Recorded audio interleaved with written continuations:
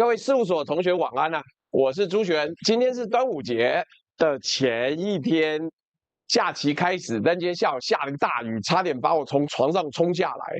但不管怎麼樣，這都是一個很好的一天，因為永遠你都可以從這一天裡面找到新的可能、新的方向。那我們今天要跟各位講一個非常反常識的事情了。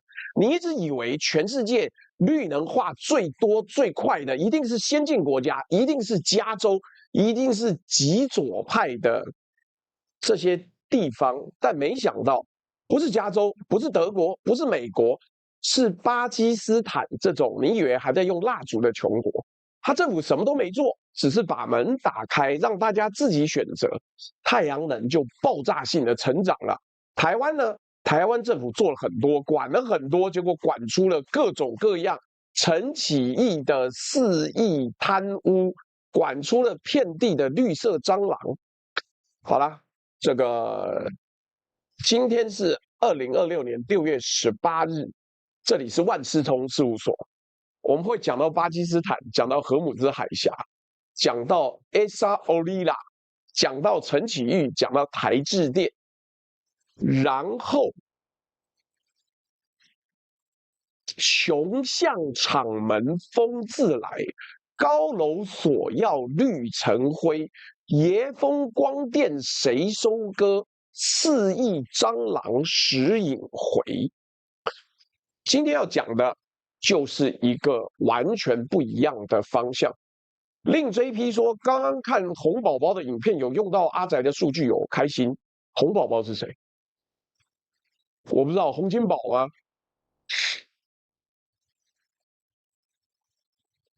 來，我們先做一個小小的心理測驗。我問你一個問題：全世界哪個地方最早最快衝進綠能時代？太陽能、電動車、電力發電，不，風力發電，這些東西你直覺上覺得哪邊應該跑最快？我猜大部分人心裡浮出來的答案不外乎這幾個：美國加州嘛，科技重鎮，特斯拉以前的總部；不然就德國，環保模範生，整天在講能源轉型；再不然北歐那幾個國家，挪威滿街電動車，對吧？這是我們的直覺，先進、有錢、科技強，所以綠能跑最快。我跟你講，這個直覺錯了，而且不是錯一點點，是整個方向都反了。真正衝最快的是巴基斯坦，是摩洛哥，是尼泊爾，是你心裡可能覺得他們不是還在用蠟燭嗎？他們廁所沒有門的那些國家。在聽直播的各位，現在心裡的 OS 應該是：哎，不可能吧？巴基斯坦那種地方，我這輩子都沒去過啊。我懂。我第一次看到數據的時候，我也是這樣想。但數字不會騙人嘛？本台就是相信數字啊。巴基斯坦的太陽能板進口量從2018年的不到1 GW， 馬上暴增到什麼程度？暴增到2026年初的超過51 GW， 這是什麼概念？這是人類史上速度最快的能源轉型之一，不是之一，實際上它是真的全世界最前面。而摩洛哥一個非洲國家，風力發電已經佔到它全國發電量1/2呀。台灣搞了那麼多年的風電，佔比多少？我們後面會講，聽了會想哭啊。所以這一集我們要做的事情很簡單，但很顛覆。我們要把先進國家領跑綠能這個你以為理所當然的事情，整個翻過來，然後這才是重點。接下來我們要問一個很殘酷的問題。如果窮國都能衝這麼快，那台灣為什麼不行？台灣有錢啊，有技術啊，有政府鼓勵啊，一堆喊着要淨零碳排的官員，為什麼我們的綠能一邊跳票，一邊還爬出了一整批吃綠能補貼的蟑螂？我們把今天的結論先講一半，後面慢慢分析給你看。我們今天把這件事情講清楚，差別不在錢，不在技術，不在土地，差別在一件事情上面：政府到底是把門打開，還是把門鎖上？把門打開的綠能野蠻生長，把門鎖上，然後派10幾個單位來蓋章的，綠能爬不動，但蟑螂爬很快，因為要靠關係。這就是今晚的主題。來，我看看這個洪寶寶看台灣怪咖，哎，我真的不知道哎，也很感謝他用我們的數據啊，我們數據整理出來，你用就用啊，你還順便提一下我們的數據，那你就讚。哎，我真不知道，而且我們家是吃湖州粽的，要拿端午節的粽子來讚，我是湖州粽的愛好者，而且我們的湖州粽就是那長長的一條，加肉。今年我買的是雙倍肉，所以1顆80元，回家用水波爐煮15分鐘，15分鐘不放心再煮5分鐘，開心。其他的台灣粽、台式的粽子，我不是不喜歡，是覺得沒有那麼開心，沒有那麼投入。至於豆沙粽，我也沒有不喜歡，但是呢，一年吃個2、3個就夠了，好吧？一年吃個2、3個就夠了。哎，我真沒看洪寶寶，哎，這個我改天去 Google 一下吧，因為我最近光看這些數位資料看不完。明天是講鐵拳教育，後天是講到底要不要開戰，什麼時候開戰，大後天是講高市早苗又跌到了內閣聲望史上最低點了。來，我們先從最誇張的案例開始講起。最誇张的案例就是你現在看到我背後圖上面的高樓大廈沒有，但是一大堆太陽能板，這是一個怎麼說呢？這是一個跳蛙式科技的最好示範。你想象一下，巴基斯坦克拉茲或是拉合爾的住宅區，密密麻麻的平頂水泥房，水塔、曬衣繩、鴿子，然後你從空中往下看，會看到什麼？整片的屋頂鋪滿了藍色的太陽能板。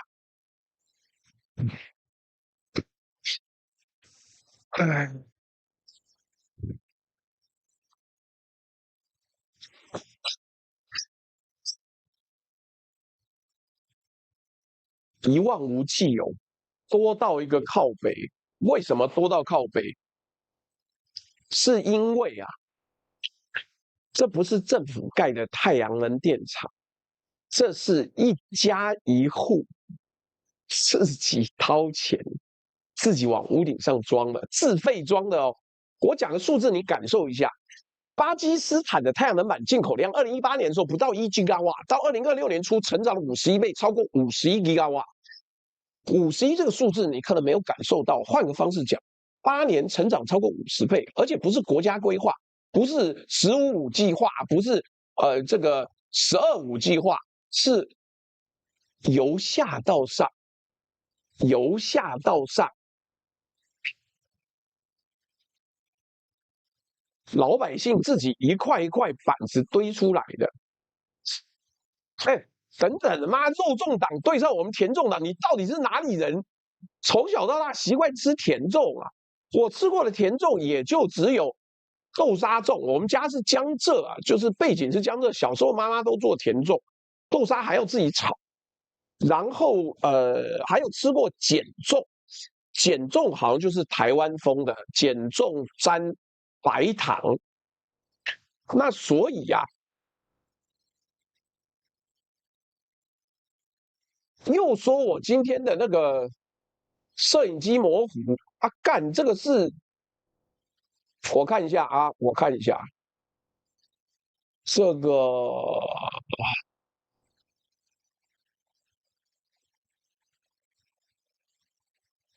你看看要不要 sharpen？ revolution 不 resolution，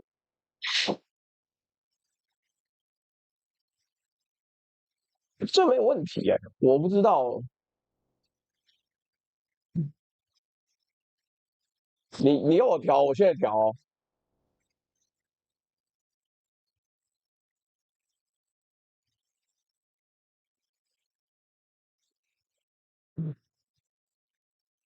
來，媽的，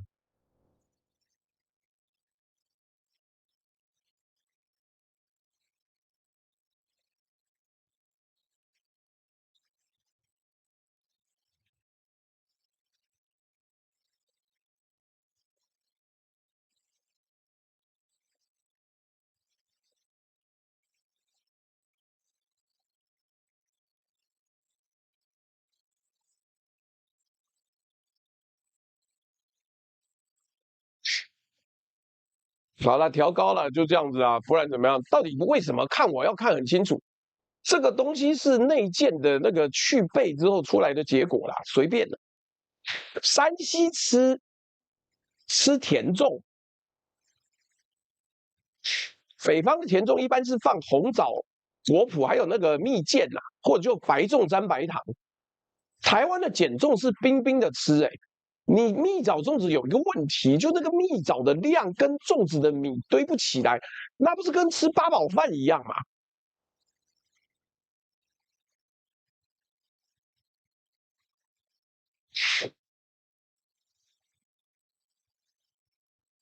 声音有变大声了，見鬼！我剛沒有調聲音吶，靠北嘞。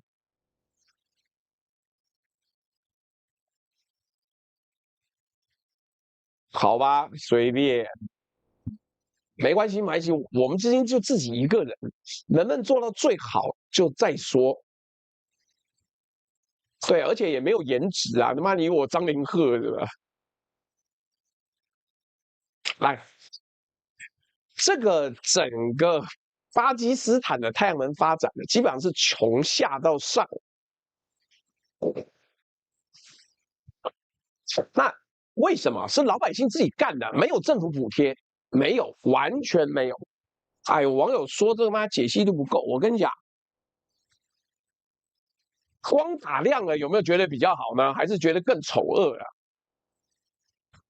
來研究這件事情的學者，世界資源研究所那些人呢，講了一句話非常有趣，你可以看一下。這句話是我們整集的鑰匙。政府沒有計劃這場革命，他只是把門大大的敞開了。你聽清楚這句話，政府沒有計劃，他只是把門打開。怎麼打開？很簡單，巴基斯坦常年對進口太陽能板免稅，就這樣，沒別的了，沒什麼秘訣。西方國家忙着對中國太陽能板族關稅高牆的時候，巴基斯坦反過來，門開得大大的，於是便宜到不像話的中國板子呢，大量湧進來。我這邊買一個伏筆啊，因為資本市場基本上就是由市場經濟決定的。那等到巴基斯坦自己不放心了，那就之後的事情了。我先買一個伏筆。這些便宜到不像話的中國太陽能板啊，為什麼這麼便宜？我們到最後，我們今天還是會有中國。你講綠能，你絕對躲不了中國啦！不管是風機，不管是太陽能板，甚至連電池都沒有。你先記住啊，巴基斯坦的奇蹟是踩在便宜的中國太陽能板上面，然後呢？然後就沒有然後了，市場自己會跑啊。巴基斯坦的電網爛，停電是日常，柴油又貴，老百姓一打算盤，那我自己屋頂裝太陽能，幾年就回本，之後都等於免費電，那還等什麼？裝！我跟你講，這就是人性，這就是不用喊口號，不用辦記者會，不用成立綠能國家隊，不用成立跨部會綠能辦公室，你只要讓老百姓算得出這樣做我會省錢，他自己會衝得比誰都快。在線上的各位，這裡先記錄這個對照，因為等一下講到台灣，你會發現台灣政府做的事情正好相反。但巴基斯坦這個故事，一開始2025年研究的時候還覺得還好，到了2026年的時候呢，又多了一個新證據。2026年初啊，美國跟伊朗的衝突現在也快要結束了。一度威脅要封鎖荷姆茲海峽。荷姆茲海峽是什麼地方？全世界油輪的咽喉。巴基斯坦近80%的石油，幾乎全部的液化天然氣都要走這條水道。換成以前，海峽一封，巴基斯坦就完蛋了，大停電，工廠停擺，油價飆到天上去。可是2026年他沒事，巴基斯坦沒有事啊？為什麼？因為這幾年啊，民眾屋頂上累積出來的太陽能板已經多到一肩扛起國家的發電了。分析師算出來，巴基斯坦靠這道草根太陽能，從2020年以來少進口了超過120億美金的油氣，光2026年估計還可以再省63億美金。你看刺不刺激？刺激吧。有分析師講了一個詞兒啊，我覺得超精準的。這套老百姓自己裝的太陽能，現在成了巴基斯坦每天對抗多灣石油震盪的關鍵產物了。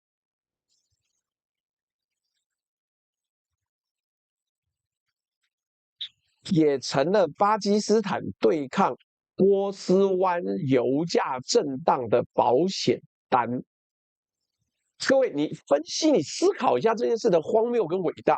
一個窮國，沒有人規劃，沒有人做任何的安排，靠着老百姓為了省電自己裝的太陽能板，擋下了一場地緣政治等級的能源危機。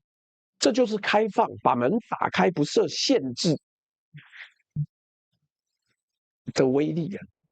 政府什麼都沒做，他只要不擋路，就市場就幫他買了一張國安保險。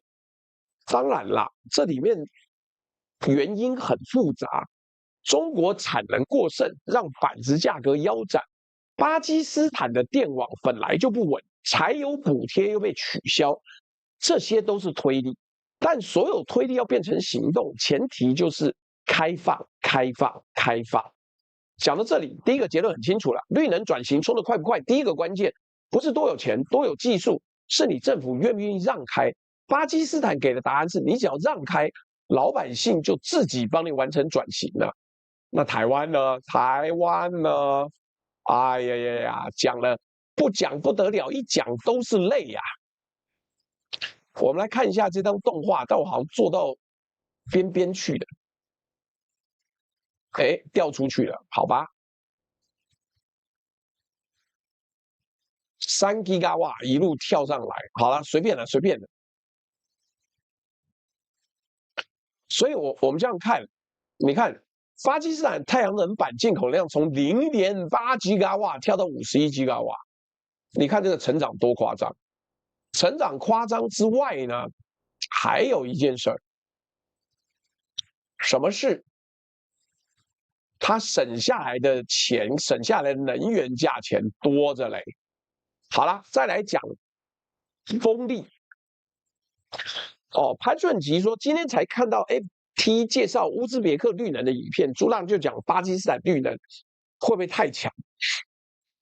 還好，綠能最近很值得討論吧。來，我們講完巴基斯坦的太陽，要講摩洛哥的風。為什麼講摩洛哥的風呢？因為我怕各位看完巴基斯坦，我有個錯覺說，原來綠能就要走巴基斯坦那一套，政府放手，老百姓自己裝。不對，綠能不是只有一種跑法。摩洛哥跟你示範的完全相反的另外一條路，而且一樣成功。巴基斯坦是太陽能，由下到上，千萬個農民、人民架出來的屋頂。摩洛哥是風能，由上到下。是國家級的大型風場。各位想象一下另外一個畫面哦，在北非摩洛哥靠大西洋的海岸塔法雅那一帶，紅褐色的乾旱大地，什麼東西寸草不生，種什麼都種不出來。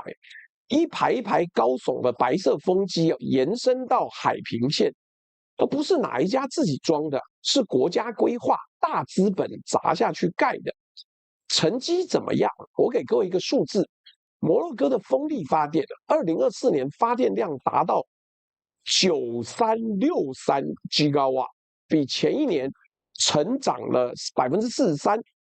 那這個風電呢，佔了它全國總發電量的1/2，它也佔了所有再生能源產出的80%。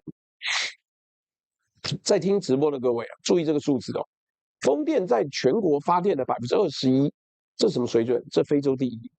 摩洛哥是整個非洲大陸風電做最大的國家，而且它還沒停。摩洛哥的離岸風電潛力被評估到200 GW， 它已經在規劃要在 Essaouira 附近呢蓋非洲第一座離岸風場，1 個 GW。各位，一個非洲國家在搞離岸風電，你先把這句話記在心裡，因為等一下講台灣離岸風電的時候，這個對照非常非常刺眼。而且我這邊再埋一個伏筆，摩洛哥的風機呢，跟台灣外海的風機，這些風機是誰做的？我跟你講，除非台灣政府特別擋，否則全世界最大的4家風機廠，2025年全都是中國公司。所以真正的問題是，全世界，我說的是全世界哦，你要搞綠能，你繞不過中國供應鏈，你不要再做夢了。世界上沒有魚與熊掌都可以兼得的事情。你他媽要抵制中國，幹你就用貴10倍的綠能設備，而且人家做不出來。你要挺綠能，你就一定要用中國的產品，不要再跟我瞎雞巴講，說什麼我們可以繞過中國供應鏈，2個字叫狗屁。3P16H8 說啊，這個好像是我第一次看到直播，之前都是看回放。我喜歡這種科學課，來去忙，半夜再來補課。來，我們今天講，今天這個比較輕鬆，我也不會做太長。端午節前夕嘛，追個劇比較好。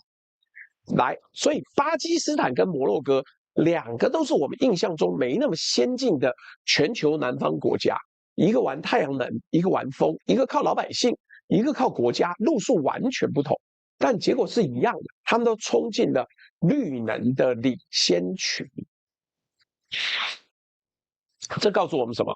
告訴我們綠能轉型沒有標準答案，你可以由下而上，也可以由上而下。重點不是用哪一套，重點是你那一套到底跑不跑得動。你不要又想快，又不希望國家介入，然後又不希望國家介入，又拼命管制，那民間也起不來，商業界也起不来。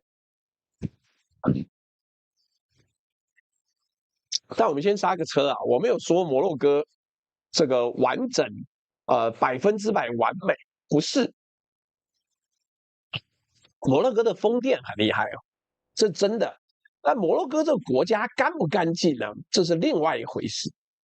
它的確是非洲第一，但是摩洛哥的綠能招標流程，那個叫做 Mason 的機構 MASEN， 國際評價不錯，沒查到什麼風電、太陽能的大弊案。但是摩洛哥整個國家的連結度，國際透明組織的清廉印象指數，2024年只有37分。滿分100分，他拿37分。那好啦，這分數比南非還要低啊！它存在系統性的腐敗，皇室裡的裙帶資本主義。所以摩洛哥是能源轉型的規範，但不是國家治理的模範。這2件事要分開來講。為什麼我特別要強調這個東西？因為這正好是下半場的影子。你會發現。綠能這個東西呢，跑得快的時候是個奇蹟，但它一旦碰上政府高度介入、龐大補貼、審批集中，它就變成巨大的肥肉，引來一隻又一隻的手，連模範生都不一定乾淨。那管制最多、補貼最複雜的地方，會長出什麼鬼東西？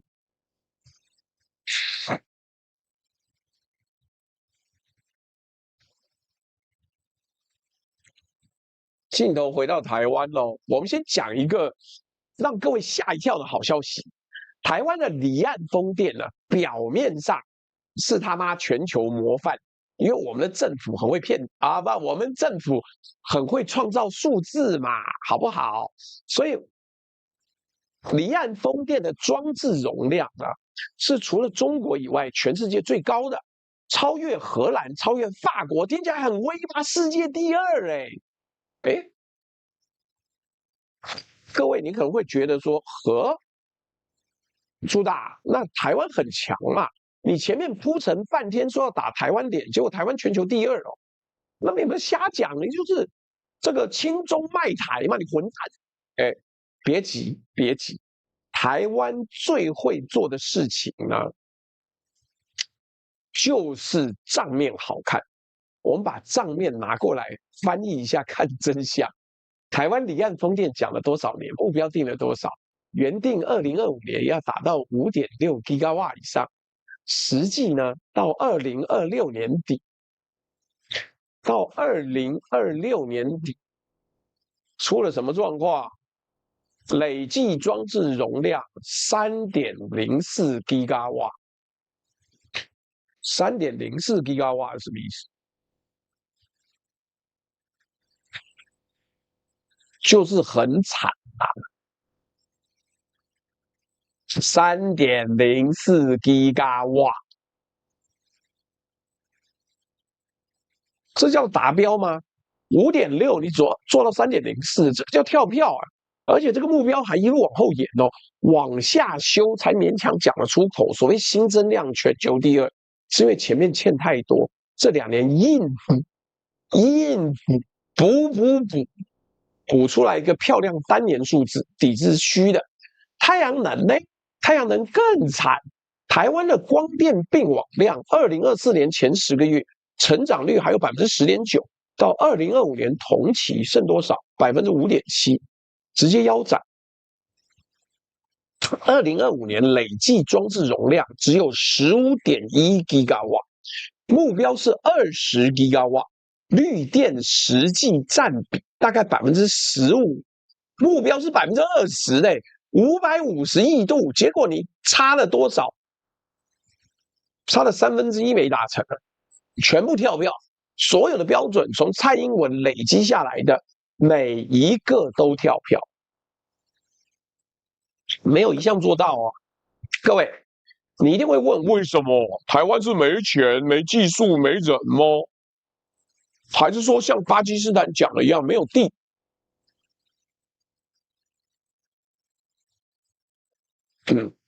都不是。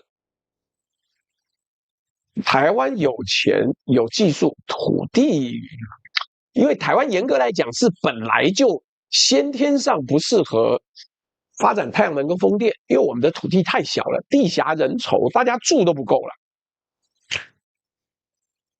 但是研究完之後，不是真正卡住台灣的，不是土地，是制度。台灣要蓋一個光電案場，要過幾關？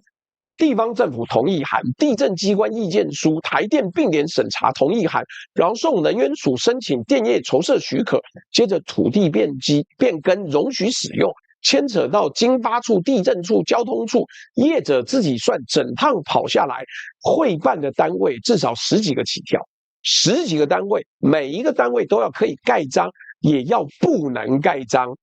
每一個可以不蓋章的地方，就是一個缝啊！台灣光電申設流程往往超過半年，歐盟設的行政上限是多少？3個月，我們是它的1倍以上。各位，你現在把巴基斯坦跟台灣都在一起看一看，巴基斯坦政府什麼都沒做，就免稅而已，把門打開，太陽能就衝到51 GW。台灣政府做了超多事，定目標、發補貼、設關卡，10幾個單位審查，結果併網量腰斬，目標年年跳票。這就是今天最殘酷的對照。讓開的政府綠能野蠻生長，管很多的政府綠能卡在公文裡面。故事到這邊還是卡住而已啊，卡住頂多是沒效率。真正可怕是下一段。當你設了10幾個關卡，給了地方那麼大的裁量權，撒下那麼多補貼，你不只把綠能卡住了，你簡直親手挖了一個又一個的坑，讓蟑螂爬進來。所以啊，蟑螂爬進來了，有什麼好說的呢？就是越來越恐怖，越來越恐怖。來，綠色蟑螂來啦！啊，我講的不是執政黨那個綠色啊，我講的是綠能的那個綠色。為什麼會講到這個東西？很簡單啊，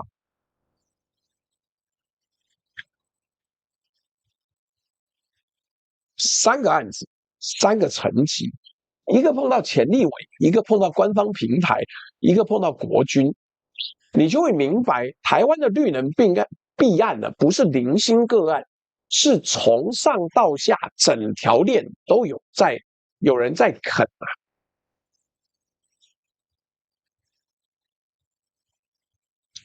第一個台鹽綠能案，主角陳啟玉。陳啟玉是誰呢？前民進黨立委，後來當到台鹽的董事長。台鹽呢，國營事業賣鹽的，後來也搞綠能，成立一家叫做台鹽綠能的公司。檢方怎麼指控？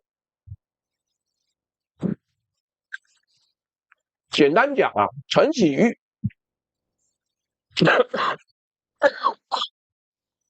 2017年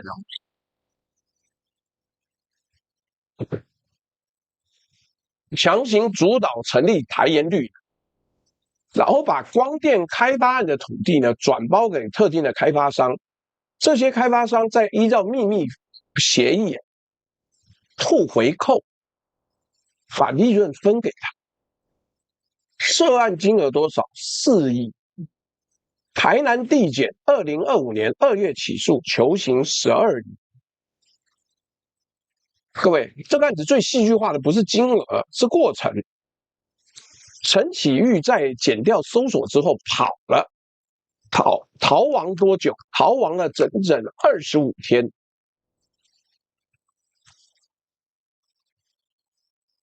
最後才投案，然後一路交保收押，最後以1200萬交保。在電子腳鐐，一個前立委國研事業的董座告到要帶電子腳鐐，逃亡25天，而且25天裡面抓不到哦。我跟你講，這個案子要審理的時間很久很久了，直到我們2026年6月到現在還在審理中，還沒有一審判決，所以我們要先講清楚。假設無罪原則嘛，求刑12年是檢方求的，不是判的。他現在在法律上還是無罪推定，我們講的是檢方的指控。但光是指控的內容，一個國營事業被人當成提款機，靠着綠能土地開發來分贓，這個畫面就已經夠說明問題了。第二個案子呢，鄭義玲哦，這個更上層啊，這個小英男孩啊。鄭義玲原本是一個小官，經濟部綠能科技產業推動中心的官員，後來出任台致電的總經理。台致電是什麼？是經濟部主導的官方的綠電售電平台，國家設立的，要幫中小企業買綠電的這個泛官股公司總經理啦。他被起訴3條罪。收賄198萬，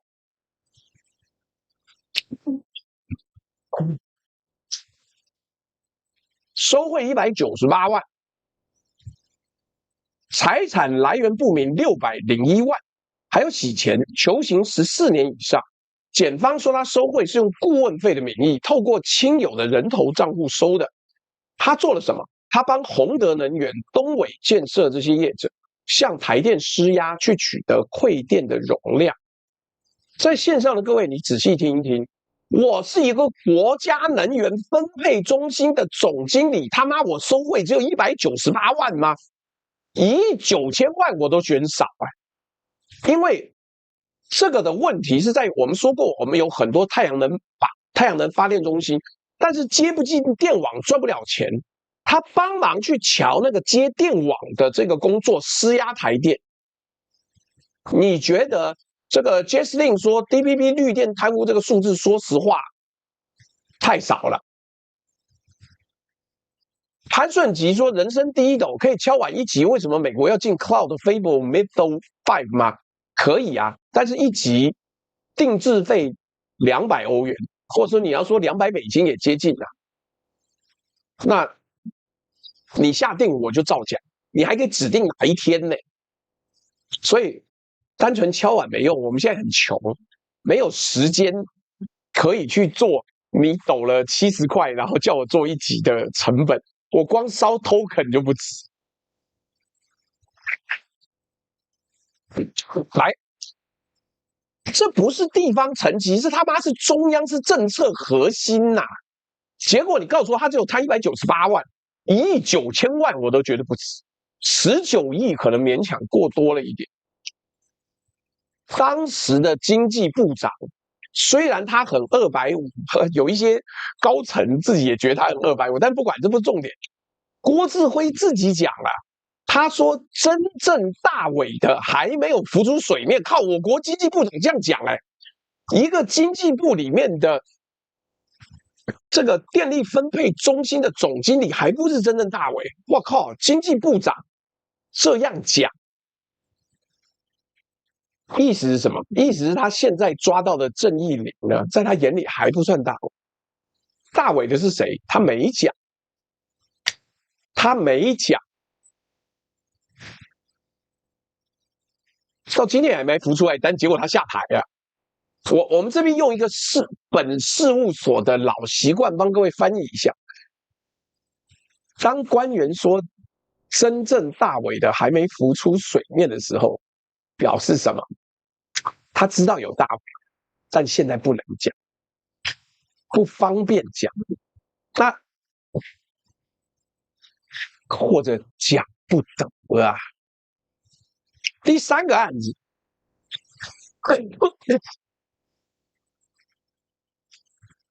第三個案子，國軍也牽扯進來。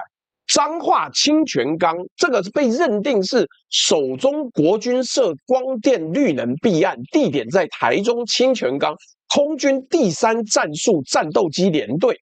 手法是這樣子的：軍方有營設屋頂，有閒置土地，可以標租給光電業者來種電。那賣電，結果裡面的軍官洩露底價，護航特地廠商得標，然後收錢。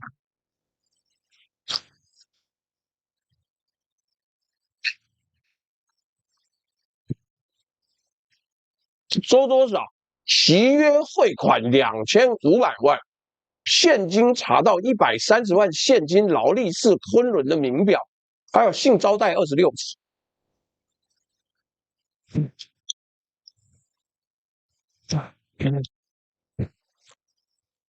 你有沒有覺得很奇怪？一個小軍官清泉崗他媽契約賄選2500萬，經濟部的負責官員契約賄選198萬。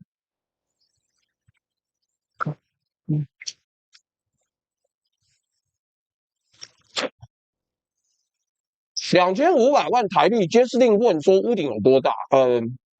這很難說，基本上是清泉崗所有營設的屋頂呢，都裝太陽能。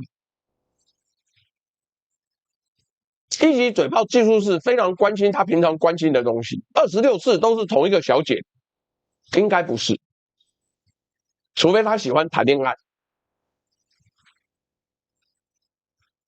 清泉崗是一個很大的基地啊，但是光這樣就契約2500萬了，你根本就絕對是有貓膩。2500萬要賺多少年吶、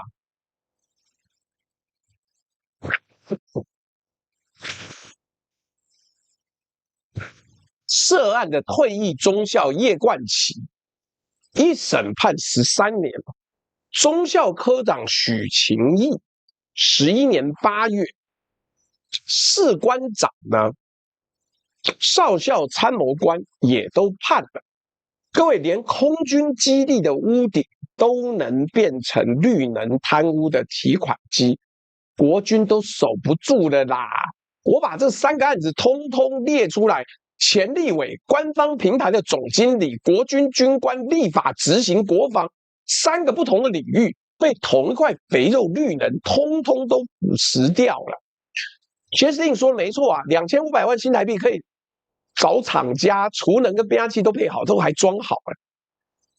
所以這只是大尾的這一桌，這一桌都算大尾哦。中間有一些小咖咖混不進去啊。這個同一段落的下一個部分，我們下到基層，你會發現基層的吃法更野蠻、更普遍，更像一種全台灣的集體運動。來，重點在哪裡？重點來了，台灣的妙就是妙在我們綠能變成有公定價的保護費。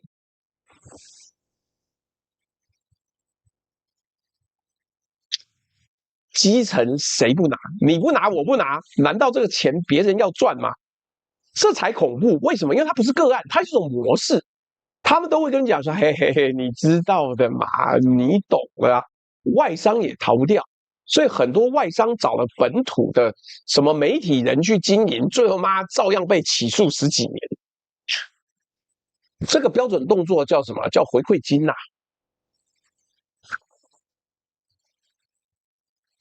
回饋金，我先教各位這個套路怎麼跑。一個光電業者好不容易過10幾關要動工了，哎呀，結果有人有意見了。為什麼有意見？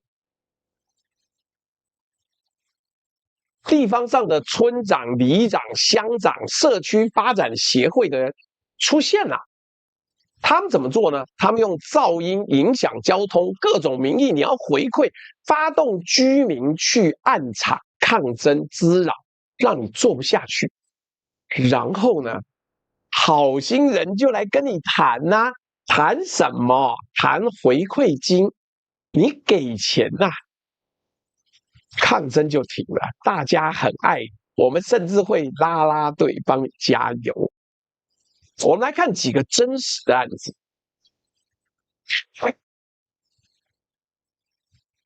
屏東萬巒承德村的村長林榮慶，他明明知道業者已經拿到建照了，還是用施工噪音影響交通當理由，帶人去暗場滋擾，為的就是要業者付300萬回饋金。後來談到150萬。2025年8月起訴，求刑6年以上。雲林麥寮前鄉長蔡長坤，他借口業者已經拿到建照了，他說有施工噪音影響我們的交通，帶人去暗場滋擾，為的就是要業者付300萬回饋金。後來談到150萬。2025年8月起訴，求刑6年以上。哎，我跟你講，你不要說我挖料，哎，各位，我徹底否認。本人現在的工作叫做開源情報分析師，我沒有獨家情報來源，因為我只要有獨家情報來源，不是國安法，就是共諜罪會等我，所以我一律都是有雙重公開消息報道，都是 open source， 沒有獨家。沒有，我沒有獨家。你看看黃國昌都快要被關進去了，有獨家就會死。所以我 always 有相關的情報來源，沒有獨家。我徹底否認有獨家，但是我有整理能力。所以你不要來告訴我有獨家，除非媒體報道，你給我獨家我也不會用的。他媽我要自保啊！國安法鐵拳多恐怖啊！來，我要繼續往下講。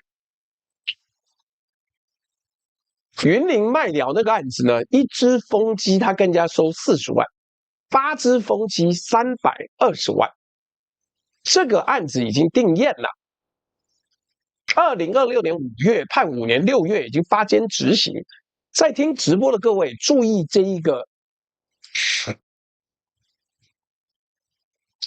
意這件事情。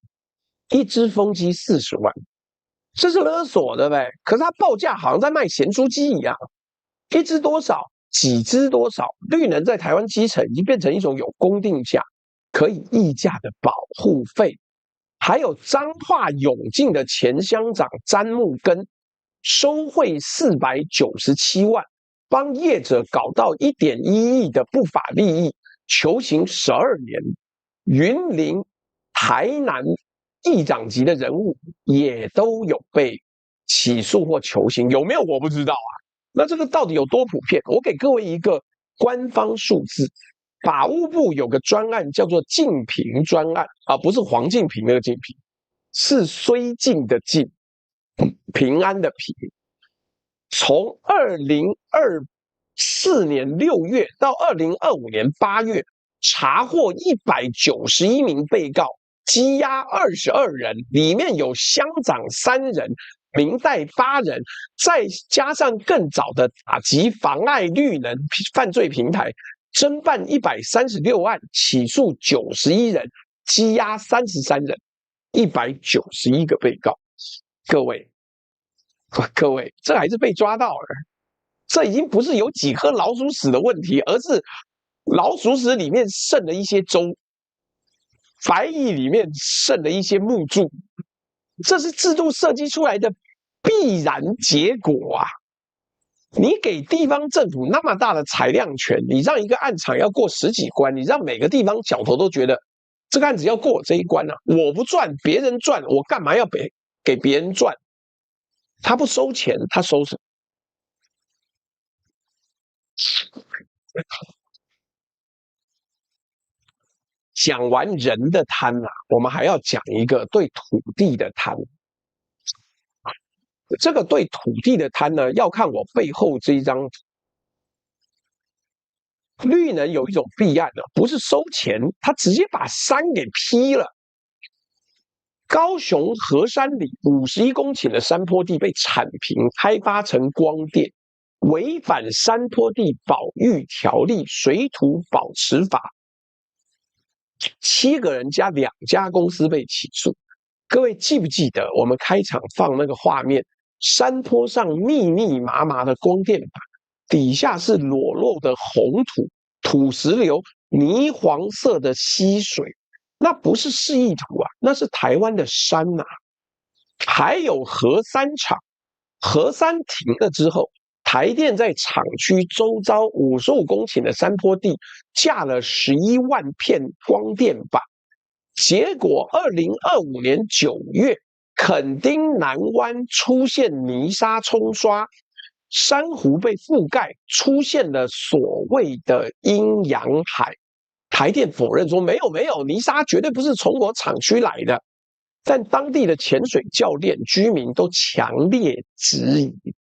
各位同學，我們要的是乾淨的能源，結果為了這個乾淨，我們劈了山，鏟了土。毀了珊瑚，養了一整批蟑螂，這就是台灣版的等價交換啊！你以為你只要綠電，但賬單上附了一行你沒看到的小字：4億的弊案，191個被告，鏟掉了山覆蓋的珊瑚。看到這裡，各位可能會想，這是不是台灣特有的爛？是不是我們特別會搞這一套？其實不是啊，其實不是，全世界都有。只是台灣就比例來講特別嚴重，我們出國看看。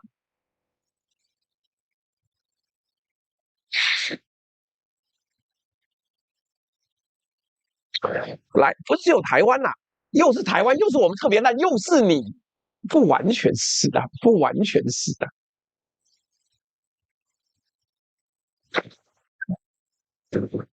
我跟你講，傑扎令講的沒錯，台灣這麼能玩，媽的，連內蒙土礦主都不敢。我告訴你，對岸抓了一大批的綠能弊案，他媽都是高官。這個很有趣，我等一下再跟各位分析一下。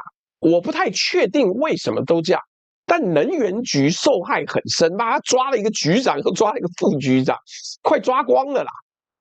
來。不是台灣特別爛，是大家都爛，但台灣的比例名列前茅。綠能貪腐這件事情啊，是全世界的通病。哪裡有龐大的補貼，哪裡有政府強力主導，哪裡就長蟑螂。我們出國看4個地方， 4個國家。第一個，西班牙太陽能補貼詐欺。西班牙當年為了衝太陽能，給了非常豐富的躉購補貼。躉購就是大量採購，你發一度綠電，政府用保證的高價跟你買。聽起來很好，對不對？結果養出一個天才級的詐欺。有人發現，西班牙有一批太陽能電廠，在深夜的0點到7點，居然還在發電，還在匯入電網。哎，各位，他媽，你覺得是鬼是不是？有太陽鬼嗎？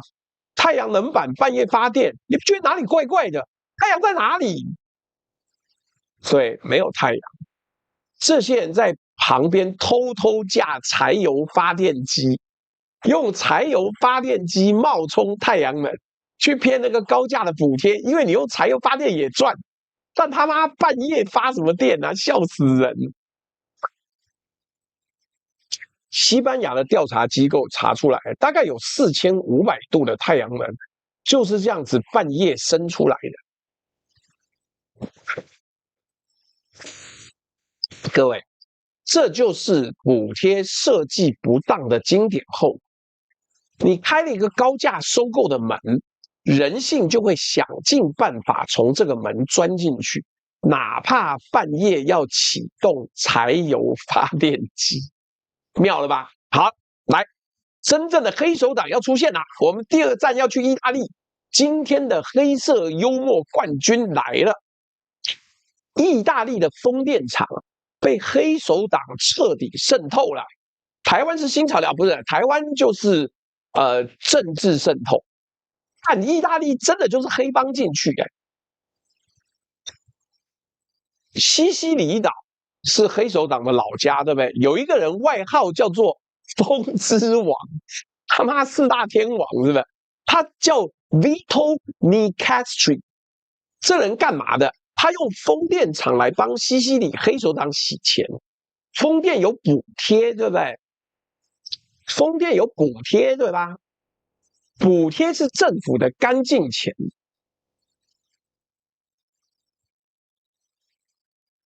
補貼是政府的乾淨錢。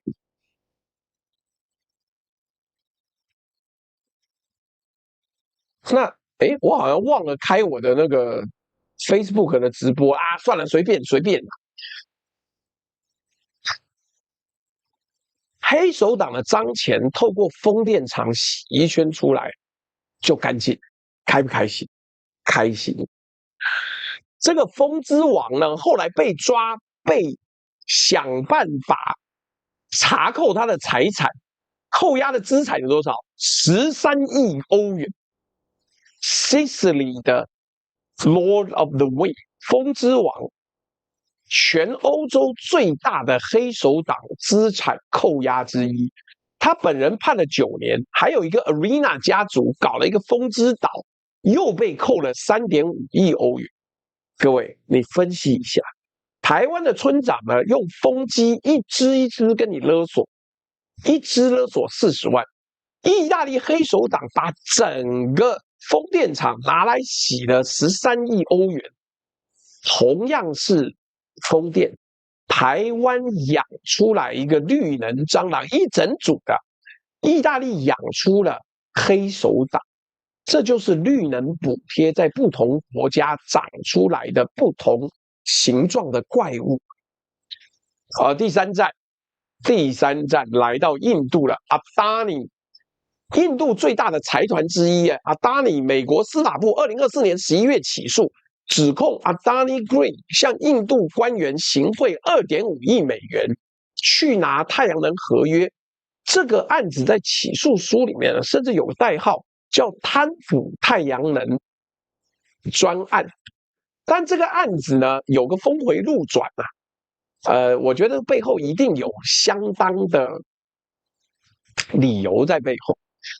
2026年5月呢，美國司法部已經起訴，最後他用證據不足申請永久撤銷這個刑事指控。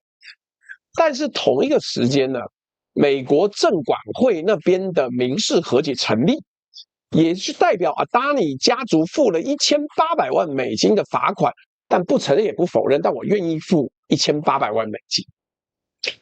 各位同學啊，這告訴我們什麼？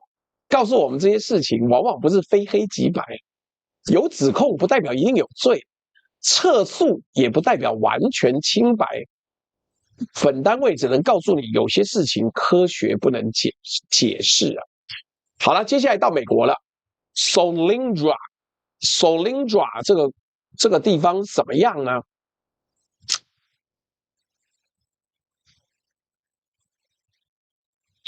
？Solyndra 來了，這個地方的結果是什麼？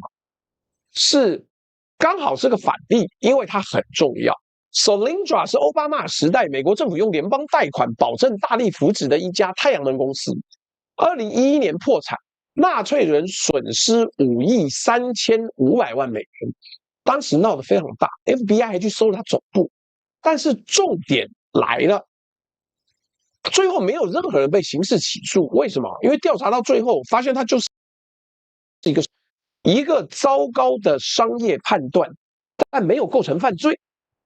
各位把 Solyndra 跟陳啟義擺在一起看了 ，Solyndra 燒掉了5億多美元，沒有人被起訴，因為那失敗不是貪污。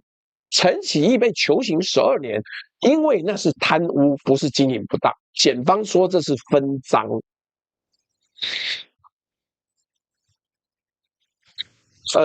貝爾烏薩斯貝爺說這個撤訴可能是庭外和解，但是聯邦機構是不跟你庭外和解。所以這個事情很奇妙，不知道。來，對照非常重要，告訴我們政府補貼會養出失敗，不等於犯罪。我們今天罵綠能的弊案，罵的是貪污，不是罵綠能投資有時候會失敗。失敗可以接受，貪污不行。這個界限我們守得很清楚。好了，4個國家看完，西班牙、意大利、印度、美國。你發現嗎？這4個加上台灣，沒有一個是因為他們民族性壞才出事的。他們出事的共通點只有一個：政府用龐大的補貼跟強力的介入去主導綠能，於是補貼變肥肉，引來各種黑手。那麼現在呢？我們可以看一看今天最大的對照組，一個補貼最龐大、政府主導最徹底、權力最集中的國家。中國，重點要來了，中方到底有沒有綠能弊案？那是文化的必然，還是法規的疏漏呢？這個事情很難講，但我們今天要看一看這個數字。來，我要念一下斗內，順便講一下，這芒果到現在還沒熟啊。前幾天還有人講說這個芒果。這樣還算生，這是生的啊，因為還可以放1個禮拜，不會壞。所以你趕快可以帶我們去買我們置頂的屏東獅子鄉芒果，這是很開心的東西。來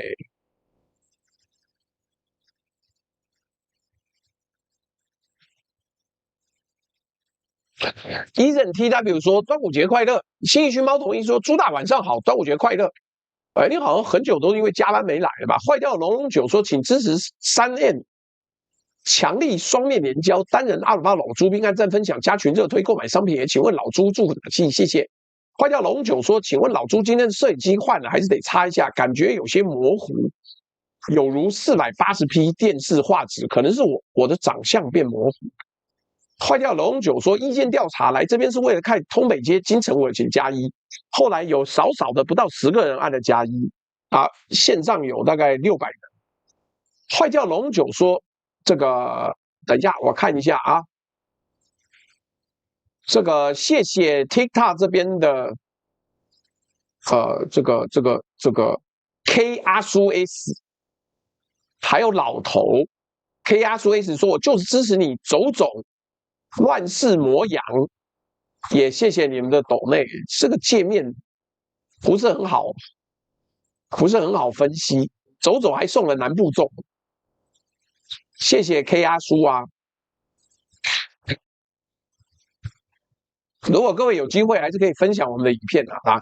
壞掉龙龍九說，对我國執政團隊來說，做事太燒腦，一片解千愁。老朱剛剛講了巴基斯坦人民自救，摩洛哥是政府有遠見，砸資源做實事，懂做事的政府，我們家沒有，就沒有。有腦袋肯自救的人民，我們也沒有。我們只有遇上任何一件事，一律回答藍白三預算。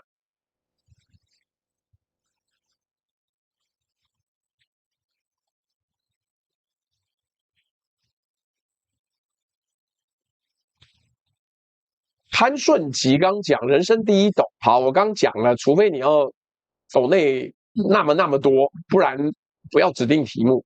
小美01說祝大家端午平安，假期愉快。Angela CY 霧說大家端午節快樂，開心哦。今天題目已經快要講到最後面，來，我們今天最大的對照組就是我後面講的中國中方了不起厲害的地方。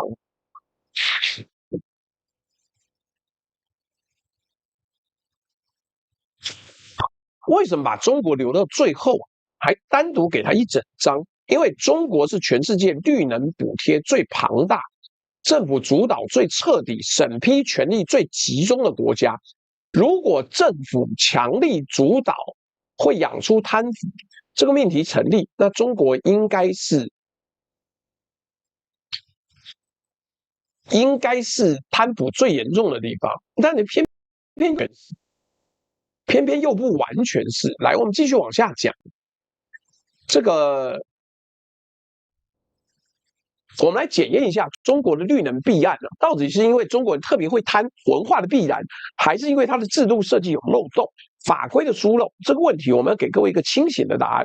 我先給各位看中國綠能的貪腐兩種形狀。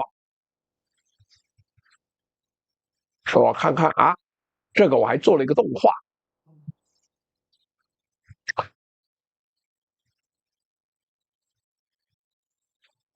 第一種由上而下能源高官的連續落。中國的國家能源局就管全國能源項目審批的最高機關。我念幾個名字跟他們的戰功給各位看。劉鐵男，國家能源局前局長。受賄3558萬人民幣，無期徒刑。努爾白克力，國家能源局前局長，收賄7910萬人民幣，無期徒刑。劉寶華，國家能源局前副局長，受賄7073萬，判13年。徐永勝，能源局電力司前司長，被控在27個電力項目的審批上面為8家公司牟利，判13年。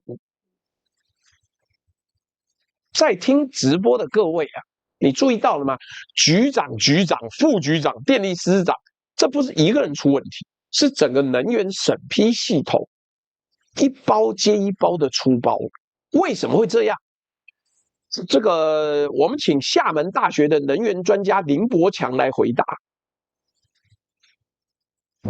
他說，能源項目的問題在於資本密集，投資動輒數百億，而項目審批呢，主要是幾個人在批，權力比較集中，所以出包的空間、找東西的空間很。各位同學，請你把這句話跟前面台灣那一段對照一下。台灣的問題是什麼？10幾個單位，地方裁量權過大，每一關都能找茬，每一關都能跟你要錢。結果中方的問題是什麼？它項目高度集中，高度集中到就幾個人在批，難怪會出事。那如果沒有這麼集中的狀況，會不會沒事呢？我覺得這個也難說，但問題就是兩邊的病因剛好不一樣，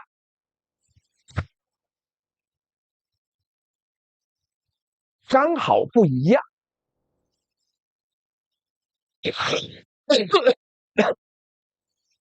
不是啦，我不管他貪腐有沒有能力做事嘛？黨中央抓他呀，你怪我咯。來，所以台灣跟中國的制度長得完全不一樣，一個是分散到10幾個關卡，彼此遮掩、彼此監督；但另外一個問題呢，是集中到幾個人手上，但他們得的都是同一種病。就手癢要拿錢呢，權力可以決定錢的走向，錢就會回頭來腐蝕權力。第二種，自下而上遍地的騙補啊，幹這個台灣也很厲害。中國基層的綠能詐騙跟台灣的回饋金又不一樣，它的形狀是騙補貼。早年的金太陽工程，國家補貼光電項目，結果呢，有公司用審計時根本不存在的建築物去申報項目，編造假合同，騙取中央補助。光一家湘西的公司就那個湘西趕屍的湘西，45個子項目裡面有38個有問題，涉嫌詐騙補助2.66億人民幣。到了基層更是他媽花樣百出，虛報裝機容量，重複申報項目，偽造政府公章去搶光電安全安裝資格。杭州淳安就抓到一個團夥，偽造镇政府公章，還有更狠的，直接用投資光電當幌子，搞非法集資。有個姓華的，一個月吸金6000多萬人民幣，最後判14年。最後判14年。所以你看，这個自下而上的騙法，跟台灣的村長勒索，跟西班牙的柴油機假冒太陽能，本質上是不是一模一樣？只要有一個政府會給錢的空子，下面就有1000種可以鑽進去的方法。第3種，也是最新最大的一種，整個產業崩盤啊！這是什麼時候？2週還是3週前，《經濟學人》的報道，因為他把政府之手這件事推到你想都想不到的極致。我問各位啊，全世界有80%以上的太陽能板在哪裡做？中國。中國是不折不扣的世界太陽能工廠。照理講，現在荷姆茲海峽打仗，油價飆，全世界搶綠能。太陽能工廠，中方應該要賺翻了吧？結果呢，沒有，它正在崩盤。我給各位一個數字中方的太陽能板年產能衝到超過1000 GW。2025年全世界總共才裝了600個 GW， 一個國家的產能是全世界需求的快2倍，多到 Bloomberg 講了冷酷的話。他說我們已經快要找不到還沒裝一堆太陽能的大國了，意思是呢，板子做出來了沒人要，後果是什麼？後果是價格戰。從2023年到現在，多晶矽的價格從1噸23萬人民幣跌到6萬5，跌掉70%，板子賣的比成本還要低。中國上市的太陽能公司2025年合計虧損估計超過500億人民幣，70億美金。龍頭通威一家就虧上百億。2024年以來，已經有超過40家中國太陽能公司倒閉、被併購或是下市，5大廠裁掉了1/3的人力。各位有沒有覺得這劇情很熟悉呀？有沒有？這個過程是怎麼來的？很抱歉，這個內卷呢，就是國家支持太過分。2020年呢，中方喊出雙碳目標之後，地方政府爭先恐後，撒土地、撒稅務優惠、撒無息貸款，把錢一股腦灌進太陽能，於是大家一窩蜂蓋廠，產能像吹氣球一樣的爆出來。各位同學，這就是政府的手了嗎？對不對？前面講的是政府的手伸進審批、伸進補貼，養出貪污。這裡是政府的手撒錢吹產業，吹出一個過剩到崩盤的狀況。這個君子見岳不群，謝謝你的抖內，啊，跟我打招呼。火燒老二小又來點燈牌啦，但我從來都不知道我沒有成功點成功過。更精彩在後面啦，因為你過度補貼，吹出了一個過剩到全國崩盤。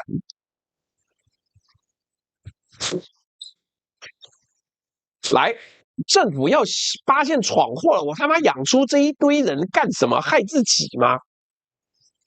急踩剎車。2025年6月起，新的太陽能項目不再保證躉購價，要去市場上自己賣。然後這一招最狠，有些地方政府開始要求太陽能公司把當年領的補貼吐回來。哇靠，這要老命了！他把當年領的補貼要吐回來，寧可看他倒閉，也不願意再扶植這些賠錢貨。你看這一進一退，當年用補貼把你催肥，現在反手要你把肉吐出來，撒錢的是政府的手。收割的也是政府的手。来，那個 Jesslyn 講說，現在消納的唯一辦法，把新疆沙漠全部鋪滿。好，可是有一個問題，你白天的那個能源沒有辦法消化，你有大量的太陽能會衝進電網，但是你的 AI 中心不夠多，那怎麼辦？沒辦法，除非你讓全世界願意而且放心在你這邊蓋更多資料中心，否則媽沒辦法消化。總不能規定在那個戈壁大沙漠全天候開冷氣。那好，前面的故事怎麼接起來？你記不記得第一章，巴基斯坦那51 GW 的奇蹟，靠的是大量湧入的廉價中國板子。那些便宜到不像話的板子從哪裡來？就是從中國這場產能過剩、價格腰斬的崩盤裡面流出來的啦。來 ，Jesslyn 講的沒錯啊，現在搬了那種超耗能的煉鋼煉鋁，要去新疆啊，就地使用啊。來，各位同學，你們思考一下這個荒謬。巴基斯坦的綠能奇蹟是建立在中國太陽能產業崩盤的屍體上。中國政府又補貼催出的過剩產能哦，自己消化不掉啊，殺掉薦骨啊。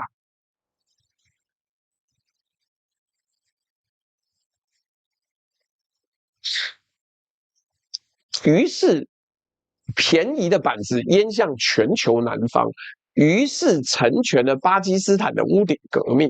一個國家的奇蹟踩着另外一個國家的崩盤，而且巴基斯坦結婚都要附太陽能板啊，甚至他們還把太陽能板做到一個小推車上面。親家如果電力不穩不足，他就拖着小推車，乒乒乓乓的跑去他家供電。你看這多妙！來，所以你如果聽到這裡啊，說啊，活該啊，中國政府亂撒補貼，搞到產業崩盤，你又把事情想得太簡單，太一廂情願。本台不做這種讓你聽得爽，其實是自欺欺人的結論。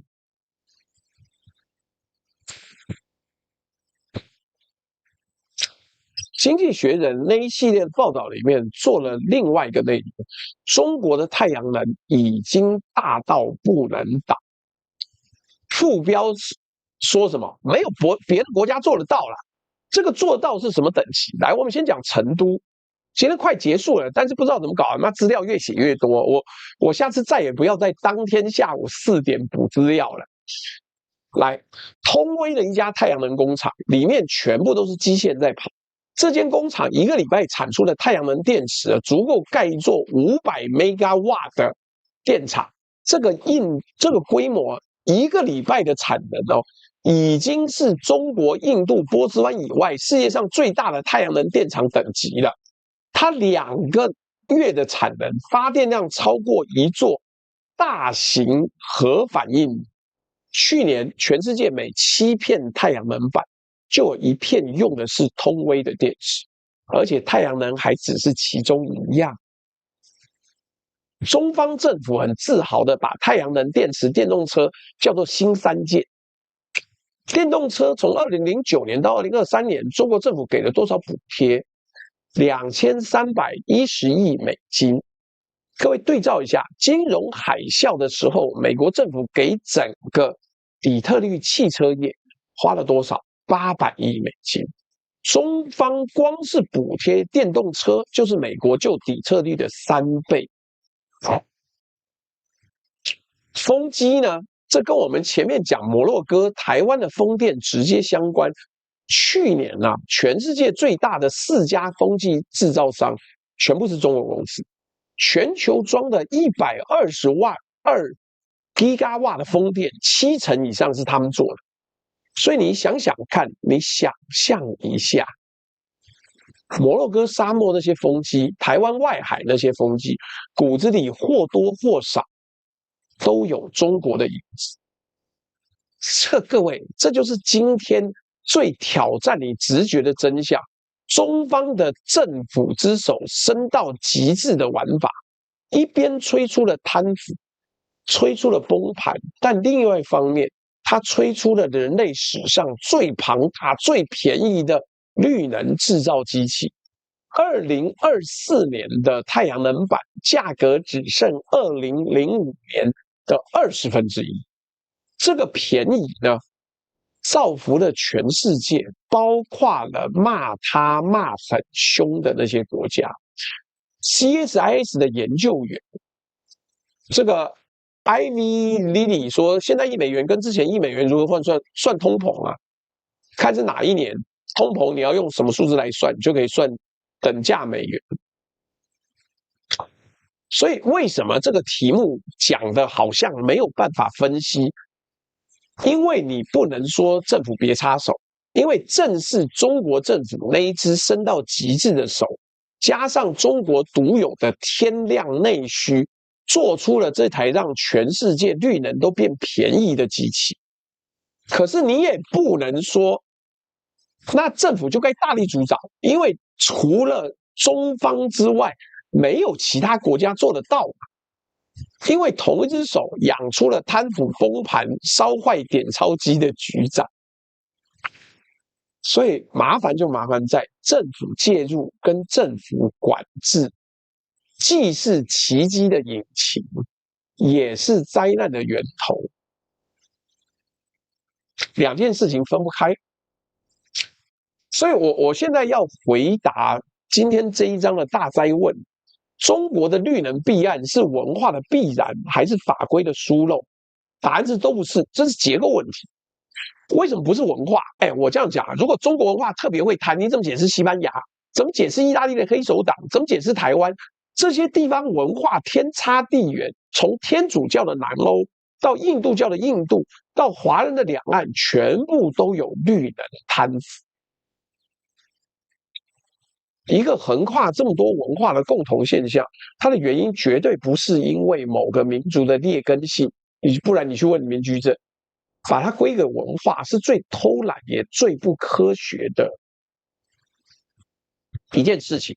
所以我們持平而論，真正的共通點是結構，是政府用龐大補貼和集中的審批權去強力主導綠能這個結構，中方把這個結構推到極致了，所以補貼最大，權力最集中，所以他的貪腐也最刺激，能燒壞點鈔錢的讓局長一個一個進去。但請注意，這恰恰證明這不是文化問題，是因為中國跟台灣文化同源，制度不同嘛。台灣是民主分權，中國是集權，結果兩邊都有貪腐。可見決定貪不貪的不是文化，是有共同的東西。政府之手伸進市場的深度，手伸得越深，貪得越多。所以文化必然還是法規疏漏呢？本身是一個假議題。正確答案是權力結構。你給權力多大的空間去分配利益，就會長出多大的貪腐。跟你拜哪個神、講哪種語言沒有關係。這就是為什麼巴基斯坦那個把門打開、政府讓路的故事，到今天還這麼刺眼。因為他從反面證明了一件事情：政府的手抽出來，貪腐的縫就合上了。好了，各位，今天要到最後一章了，讓我先提前貼一個狗皮膏藥，媽，不然我到最後自己忘记。我看一下这個是。好，狗皮膏药貼了。這個各位聽到這邊覺得還不錯的，記得抖內啊，有綠界，有支付寶，有微信，有 PayPal， 有我們其他的各式各樣連結。來，1元不嫌少，100元不嫌多，你沒事就可以多抖內。然後你要買我們的帶貨商品的話，我們的那個烤玉米零食今天到了一大堆，所以各位有空的話可以來看看。我今天才搬了6大箱，比人還要高。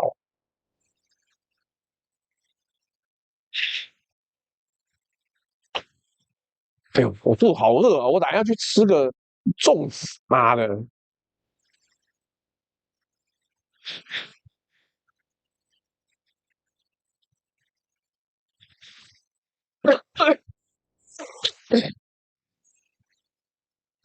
所以啊，我們今天講了一圈，從巴基斯坦的屋頂呢，一路講到了台灣的山坡，到摩洛哥的風機，到西西里的黑手黨，到中國能源局的點鈔機，講了很多啊。來，這個我們中間最近有6月17號的抖內是郭文琪說今天的節目很精彩，那就昨天講稀土的那一集嘛。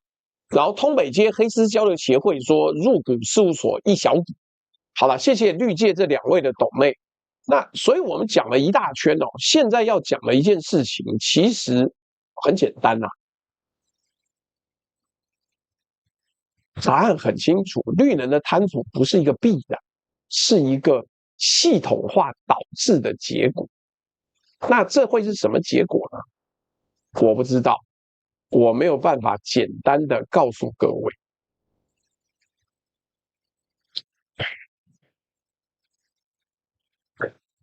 來，第一句話，真相是搶先衝進綠色時代的，不是有錢有技術的先進國家，是那些被我們看不起的窮國。而且推手不是哪個英明的政府，推手是老百姓的電費單。哪裡的市場開放，綠色能源就在哪裡。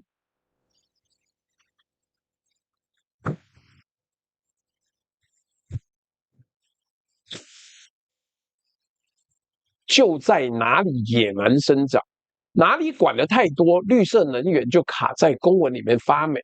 巴基斯坦政府什麼都沒做，只是把門打開開放，太陽能就衝到51 GW，還順手擋下了荷魯茲海峽的能源危機。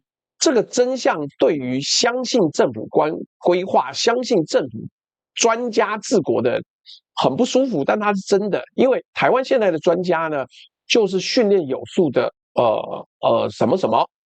來，第二句，科學告訴我們，綠能貪腐不是哪個民族的劣根性，是一個可以預測的物理現象。你看，台灣、西班牙、意大利、印度、中國文化天差地遠，長出一堆一模一樣的弊案，這不是巧合，這是規律。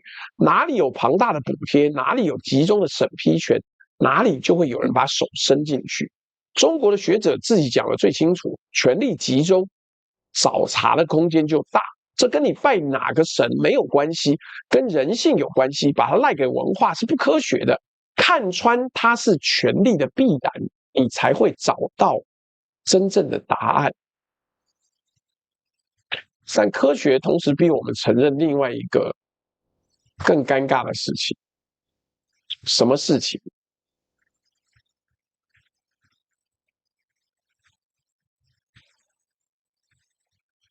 如果沒有中國，如果沒有中國的大量內需，人類史上絕無可能有這麼完整的綠能機器，讓全世界都可以轉向綠能，沒有任何一個國家做得到。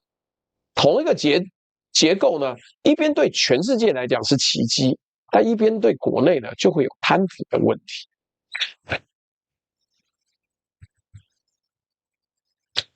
接下來最重要的東西要來了，今天的最大重點就是等價交換。各位，這世界上沒有免費的綠電。巴基斯坦選擇了開放不管制，代價就是放棄了產業政策，放棄了排除中國紅色供應鏈這件事情。它的綠能奇蹟恰恰就是靠大量湧入的廉價中國板子堆出來的。你要又快又便宜，你就得吞下對中國供应鏈的依賴。到2026年的今天呢，全世界還沒有哪一個國家能夠同時做到又快又便宜，又排除紅色供應鏈，做不到，沒有一個都沒有。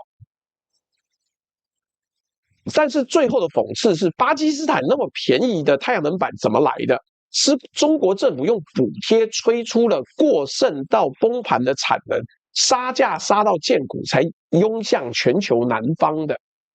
所以巴基斯坦的奇蹟是建立在中國太陽能產業的虧損跟崩盤上，一邊的陽光是另外一邊的廢墟。這個世界上連奇蹟都是借來，也都是有人在另外一邊付了代價的。這就是等價交換最冷酷的樣子。你以為你撿到便宜，其實是有人在你看不見的地方正在賠錢、倒閉、裁員。而台灣選擇什麼？台灣的政府選擇了強力主導。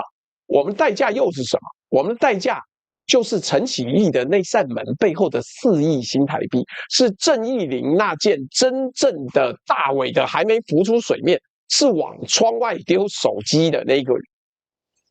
清泉崗屋頂上太陽能板的2500萬，弊案191個被告，慘掉的山坡，墾丁被覆蓋的珊瑚，這就是等價交換。政府開放收穫綠電，但你得要推向對紅色供應鏈的依賴，管很多的政府想擺脫依賴，想要產業自主，但迎進來了一整批的綠色蟑螂。2扇門擺在台灣面前，一扇是敞開的門，門後是金色的陽光，是衝得飛快的綠能，但也是你管不住的市場跟擋不掉的紅色供應鏈。另外一扇上了鎖，纏滿紅色封條，堆滿公文的門，門後是你想要的主導權跟自主，但縫隙裡面爬滿了綠能蟑螂。台灣的問題從來不是土地跟空間，台灣的問題是我們始終學不會在管跟放之間如何不圖利自己的黨派，如何不圖利自己人。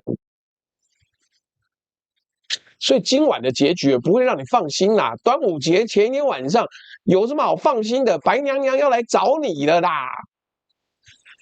那一扇門要開多大？台灣到現在還沒想清楚。門開着的每一天呢，陽光跟蟑螂都會一起進來。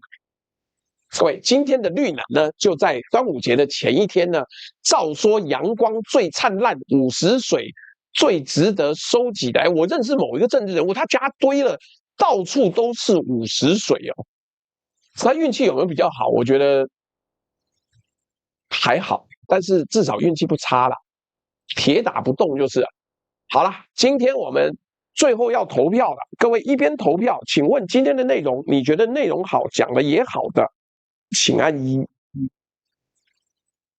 你覺得內容好，講不好，請按2；你覺得內容不好，講的也不好，請按3。我要看看有沒有紅錢進來，也要看看有沒有網友的抖內，我剛剛沒有念的。OWTS 說贊助豬大粽子 ，Angela CY 物說大家端午節快樂，小美01說祝大家端午平安，假期愉快。這3天晚上我都有直播，逃不掉了，沒有假可以休啊。Lotto Big， 謝謝你的蘋果跟謝明峰，謝謝你的粽子。昌普我今年好像忘了掛。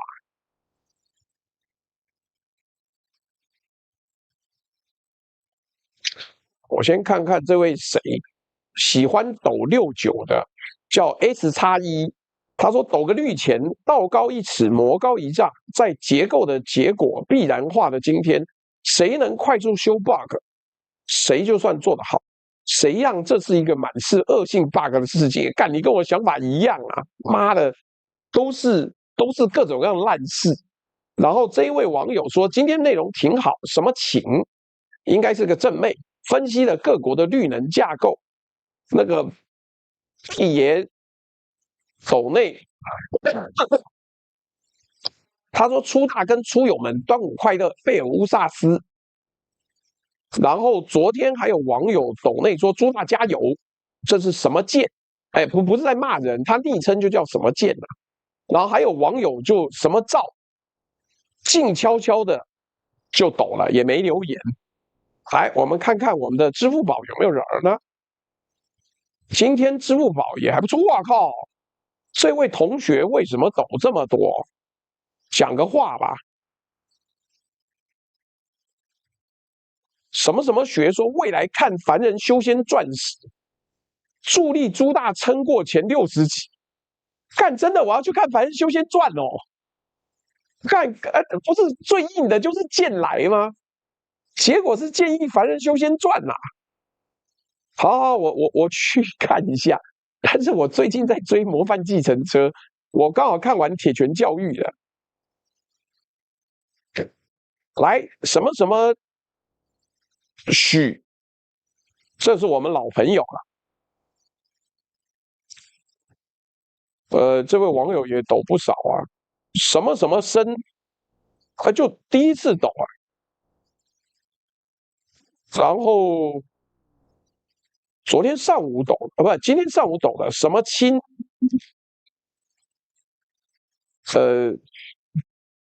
爱心，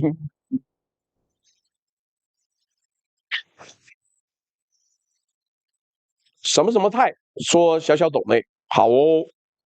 來，海倫嗆說祝大家朱大闔家端午安康，我晚一點補課。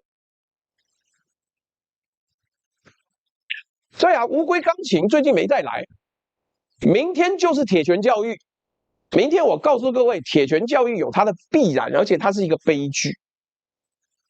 所以你想要分析鐵拳教育的，明天晚上來啊，不是。劍來是太文縐縐，看劍來你應該這樣講，老共那邊市場大呀，所以可以讓一個那種專掉書袋的人可以賺大錢，我覺得也是好事。賴瑞龍要上場嗎？我只想賴瑞龍，媽是不是把他弄太偉大化了？幹這個鐵拳教育在全球40幾個國家拿第1名嘞，賴瑞龍可以嗎？不行的，好不好？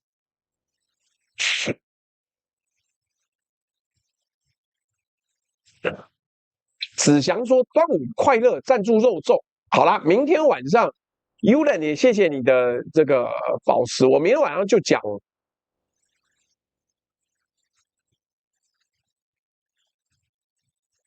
鐵拳教育，我還做新的主題曲。你看日本北蘭，夏利說喜歡抖69，大概就是我。以前劉冠超會抖，但最近都在忙着炒股。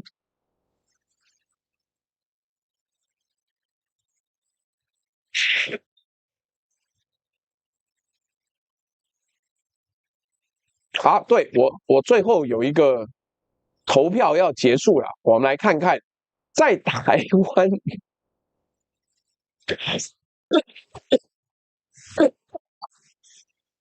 搞綠能要如何才能賺大錢？82%的人說要聽黨話跟黨走，13%說要做黑的，只有5%的人認為認真做事、規劃對地球好的方向會賺大錢。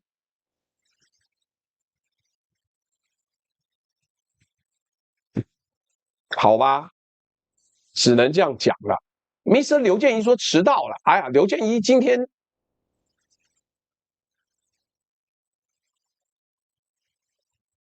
我最後還是祝大家端午節快樂，因為紅錢收一收加起來已經過了目標了。謝謝大家，希望大家端午節全家安康，能夠過着快快樂樂的生活，你才會過得真的愉快，家庭幸福，一切才會幸福。你回到家要有人在等你，你的一切努力跟奮鬥才有意義，好嗎？請各位多多努力，多多加油。那我們就跟各位說拜拜嘍，拜拜拜拜。